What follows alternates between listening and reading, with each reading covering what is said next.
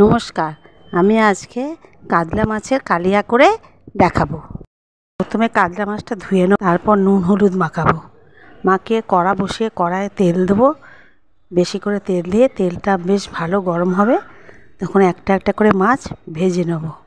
ভেজে তুলে নেবার পর কড়াই সেই গরম তেলে টমেটোগুলো দিয়ে দেবো। তারপরে নামবো, নাড়তে নাড়তে টমেটোগুলো একটু নরম হয়ে এসছে, তখন আদা পেঁয়াজ রসুন বাটা দেবো, নুন দেবো, চিনি দেবো। নাড়ার পর গরম মশলা দেবো, দিয়ে নেড়ে ওর মধ্যে জল দিয়ে দেবো। অল্প জল দিয়ে নাড়তে থাকবো। তারপর দই, ফ্যাটানো দই থাকবে, সেই ফ্যাটানো দইটা ওর মধ্যে দিয়ে দেবো। দিয়ে নেড়ে তারপরে জল দিয়ে দেবো। যখন ঝোলটা ফুটবে তখন মাছগুলোকে সব দিয়ে দেবো।